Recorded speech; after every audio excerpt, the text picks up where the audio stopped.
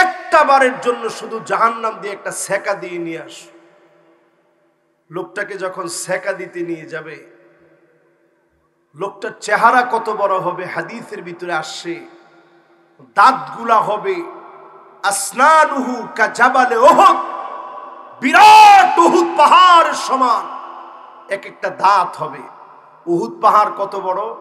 6.5 kilometre লম্বা উহুদ পাহাড়, এত বড় বড় হবে এক একটা দাঁত।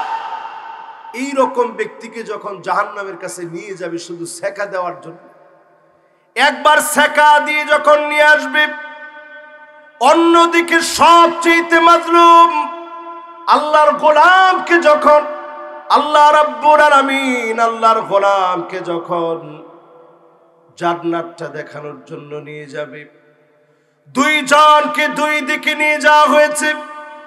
একজনকে জাহান্নাম দেখাতে নিয়ে গিয়েছে, অন্যজনকে জান্নাত দেখাতে নিয়ে যাওয়া হয়েছে। দুইজনকে মালিক এবার ডাকবেন, কাছে নিয়ে আসবেন। আল্লাহ পাক সেদিন ডাক দিয়ে বলবে, গোলাম জাহান্নাম তো দেখলি, দুনিয়ার জীবনে অনেক সুখ করেছিলি, ঈমান আনসনি, ঈমান আনয়ন করনি, আজকে দুনিয়ার জীবনে কোন একটা সুখের কথা আমাকে বলো তো দেখি। লোকটা সেদিন চিৎকার মারবে, মা সাবানি কত নাঈম।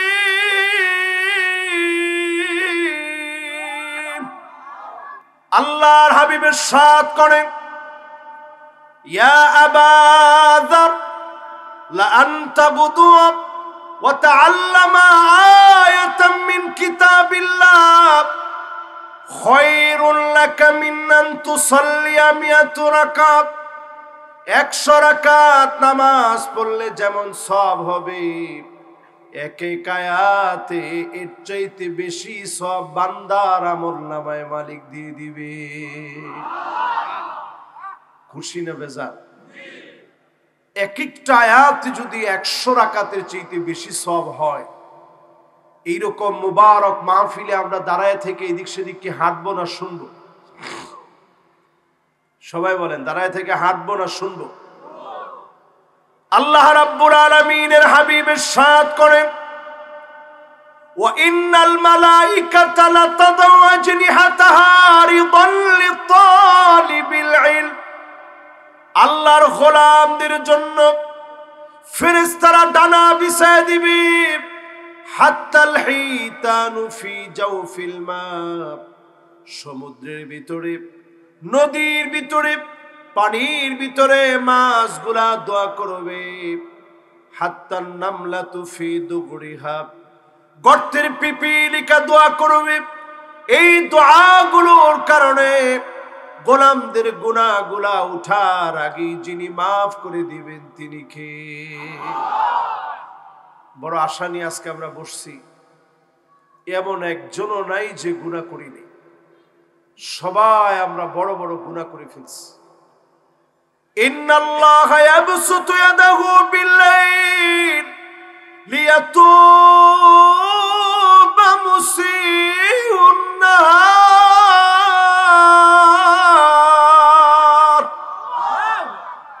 আল্লাহ রাব্বুল আলামিন রাত্রি বেলায় দরবার খুলে রাখেন, গোলাম আয় আয়, দিনের বেলায় গুনাহ করে ফেলেছিলি, দিনের বেলায় অন্যায় করে ফেলেছিলি, এখন রাত হয়ে গেছে, আজকে যদি গুনাহ থেকে মাফ চান, অবশ্যই যিনি দিনের বেলার গুনাহগুলোকে মাফ করে দিবেন তিনি কে?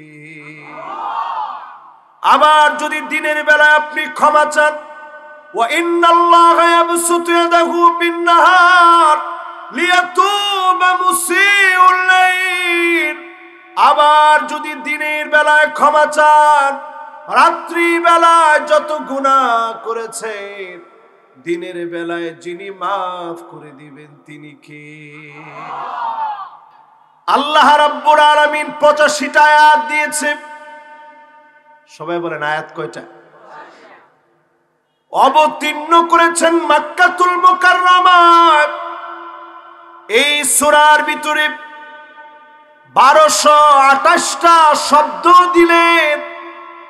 এই সূরাল কারীমার ভিতরে 4984টা অক্ষর দিলেন। জোরে কোন আল্লাহু আকবার। এবার যদি আমি আপনাদেরকে পাল্টা প্রশ্ন করি, বলেন তো দেখি আয়াত আছে কয়টা? সবাই একটু বলেন কয়টা?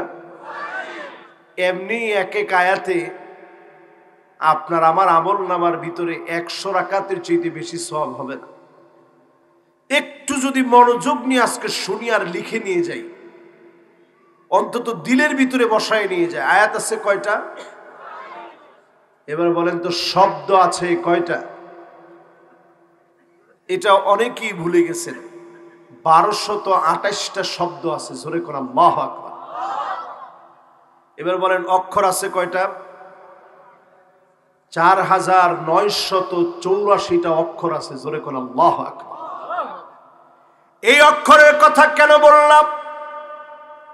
আজকে যদি একটা অক্ষর নিয়ে কল্পনা করেন, যেই জায়গায় নুনের ফোঁটা উপরে আছে, নিচে ফোঁটা দিলে বা হবে, 2 ফোঁটা দিলে ইয়া হয়ে যাবে, 2 নোক্তা দিলে তা হয়ে যাবে, 3 নোক্তা দিলে সা হয়ে যাবে। একটা নোক্তার পর্যন্ত পরিবর্তন হয় নাই। পরিবর্তন, পরিমার্জন, সংস্কার ছাড়া এই কোরআনকে জাতির বিস্ময় যিনি বানায় রেখেছেন তিনি কে? সূরা মুমিনুনের শুরুতে আল্লাহ রাব্বুল আলামিন জানায় দিলেন, যতজন এখানে বসা আছে সবার জন্য ফেরেশতারা 3টা দোয়া করে। প্রতিনিয়ত আমার আপনার জন্য 3টা দোয়া করে। জোরে কোন আল্লাহু আকবার। 1 নাম্বার দোয়া করে ফেরেশতারা আল্লাহ রাব্বুল আলামিনের কাছে, ওয়ায়াস্তাগফিরুনা লিল্লাযীনা আমানু রব্বানা ওয়াসি'তা কুল্লা শাইইন রাহমাতাও ওয়া ইলমা। 1 নাম্বার দোয়া করেন ফেরেশতারা আল্লাহ রাব্বুল আলামিনের কাছে, আয় আল্লাহ, যারা ক্ষমা চাইতে এসেছে, মাহফিলের ভিতরে ক্ষমা চাওয়ার জন্য বসে গুনাহ থেকে মাফ চাওয়ার সিদ্ধান্ত নিয়েছে, মেহেরবানি করে তাদের গুনাহগুলোকে মাফ করে দেন। জোরে কোন আল্লাহু আকবার। তাহলে ফেরেশতারা আমাদের জন্য দোয়া করে কয়টা? 1 নাম্বার দোয়া গুনাহ থেকে মাফ। জোরে কোন আল্লাহু আকবার। 2 নাম্বার দোয়া করে ওয়াকিহিম আযাবাল জাহিম।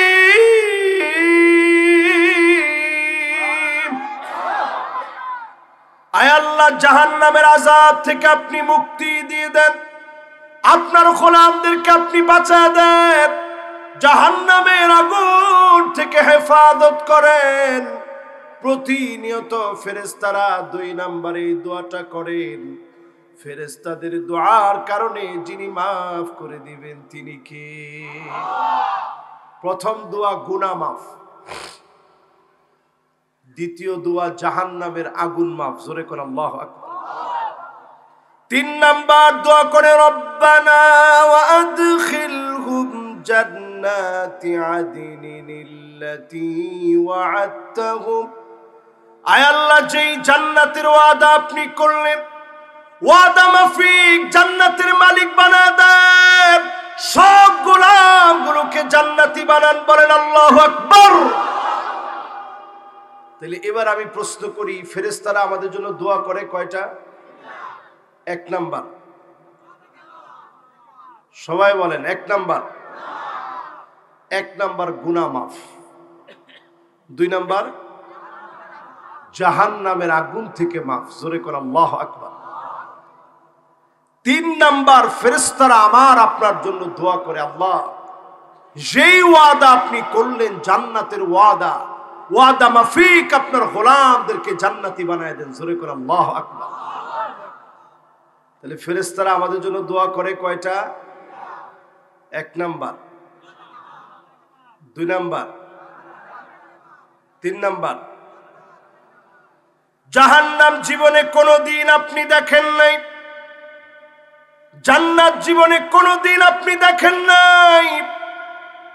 আল্লাহ যখন জান্নাত বানালেন, ফেরেশতাদেরকে দেখার জন্য পাঠায় দিলেন, একটা নজর আমার জান্নাতটা দেখে আসো। ফেরেশতারা জান্নাত দেখা মাত্র নিয়ামতের ভিতরে ভুলে গেলেন, এত নিয়ামত জান্নাতের ভিতরে ফেরেশতারা ভুলে গেলেন। এবার মালিক জাহান্নাম বানালেন, ফেরেশতাদেরকে বললেন ঘুরে আসো, জাহান্নামটা দেখে আসো। জাহান্নামে যাওয়া মাত্র এর ভয়াবহতা দেখে ফেরেশতারা চিৎকার করে কাঁদলেন, আয় আল্লাহ, এত ভয়াবহ জাহান্নাম কাদের জন্য বানালেন? আল্লাহ পাক জান্নাতের উপরে একটা আবরণ পেঁচায় দিলেন, আবার জাহান্নামের উপরে একটা আবরণ পেঁচায় দিলেন। এবার মালিক ঘুরতে পাঠালেন, যাও ফেরেশতারা দেখে আসো জান্নাত কাদের জন্য বানিয়েছি। ফেরেশতারা গিয়ে অবাক হয়ে গেলেন, জান্নাত আল্লাহ বানিয়েছে কষ্ট, ক্লেশ, যন্ত্রণা, পরীক্ষা দেওয়ার মধ্য দিয়ে জান্নাত পেতে হবে। জোরে বলেন আল্লাহু আকবার। আর জাহান্নামকে আল্লাহ বানালেন শাহাওয়াত দিয়ে, মন যা চাবে, মনে চাওয়া যারা পূর্ণ করবে এই মানুষগুলার জন্য জাহান্নাম আল্লাহ তৈরি করলেন। দুনিয়ার জীবনের শ্রেষ্ঠ যেই লোকটা, টাকা ছিল, সম্পদ ছিল, ফেমাস ছিল, ঈমান আনে নাই, এমন ব্যক্তিকে সেদিন আল্লাহ বলবে, এই বেঈমানকে এক নজর জাহান্নাম দেখানো। ফেরেশতারা জাহান্নামের দিকে নিয়ে যাবে, অন্যদিকে সেদিন আল্লাহ দুনিয়ার জীবনে সবচেয়ে মার খাওয়া, হাত ছিল না, পা ছিল না, চোখ ছিল না, গুলি করে বুক ঝাঁঝরা করে ফেলেছে, এই রকম গোলামকে সেদিন আল্লাহ ডেকে আনবেন, আমার এই গোলামকে এক নজর জান্নাতটা দেখায় আনো। একদিকে জাহান্নাম দেখানোর জন্য মালিক সেদিন ডাকবেন, অন্যদিকে জান্নাত দেখানোর জন্য ডাকবেন। জাহান্নামীকে জাহান্নামের ভিতরে ফেলে দিতে বলবে না, আল্লাহ বলবেন ইগমিসুহু গামসাতাম মিনান নার। একটা বারের জন্য শুধু জাহান্নাম দিয়ে একটা সেকা দিয়ে নিয়ে আস। লোকটাকে যখন সেকা দিতে নিয়ে যাবে, লোকটার চেহারা কত বড় হবে হাদিসের ভিতরে আসছে, দাঁতগুলা হবে আসনানুহু কাজাবালে ওহদ, বিরাট উহুদ পাহাড় সমান এক একটা দাঁত হবে। উহুদ পাহাড় কত বড়? 6.5 কিলোমিটার লম্বা উহুদ পাহাড়, এত বড় বড় হবে এক একটা দাঁত। এই রকম ব্যক্তিকে যখন জাহান্নামের কাছে নিয়ে যাবে শুধু সেকা দেওয়ার জন্য, একবার সেকা দিয়ে যখন নিয়ে আসবে, অন্যদিকে সবচেয়ে মাজলুম আল্লাহর গোলামকে যখন আল্লাহ রাব্বুল আলামিন আল্লাহর গোলামকে যখন জান্নাতটা দেখানোর জন্য নিয়ে যাবে, দুইজনকে দুই দিকে নিয়ে যাওয়া হয়েছে। একজনকে জাহান্নাম দেখাতে নিয়ে গিয়েছে, অন্যজনকে জান্নাত দেখাতে নিয়ে যাওয়া হয়েছে। দুইজনকে মালিক এবার ডাকবেন, কাছে নিয়ে আসবেন। আল্লাহ পাক সেদিন ডাক দিয়ে বলবে, গোলাম, জাহান্নাম তো দেখলি, দুনিয়ার জীবনে অনেক সুখ করেছিলি, ঈমান আনসনি, ঈমান আনয়ন করনি, আজকে দুনিয়ার জীবনে কোন একটা সুখের কথা আমাকে বলো তো দেখি।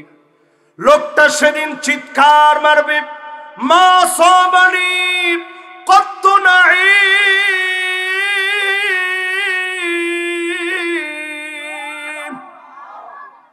একটা মুহূর্ত জাহান্নাম দেখে সব সুখের গল্প ভুলে যাবে। এবার আল্লাহ রাব্বুল আলামিন সবচেয়ে মাজলুম মার খাওয়া ব্যক্তি সেই লোককে ডাকবেন, গোলাম অনেক কষ্ট করেছিলি, জুলুম সহ্য করেছিলি, শুধু আজকে বাংলাদেশের দিকে তাকায় দেখেন, কোরআনের পাখি 50 বছরের উপরে কোরআনের কথা বলেছে, হক কথা বলার কারণে 13 বছর 6 মাস জেল খাটতে হয়েছে, ঠিক কিনা বলেন? এরকম জুলুমের পর জুলুম করা হয়েছে।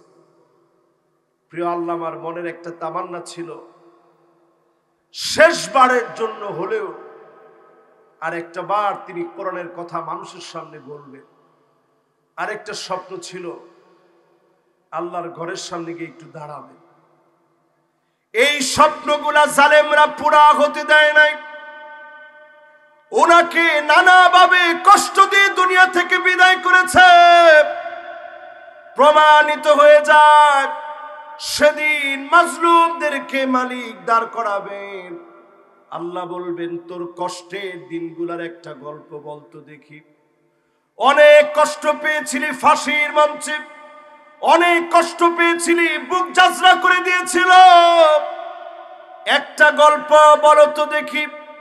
সেদিন লোকটা এক নজর জান্নাত দেখার পরে বলবে, মা সাবানি কত দুরুন আও বালা।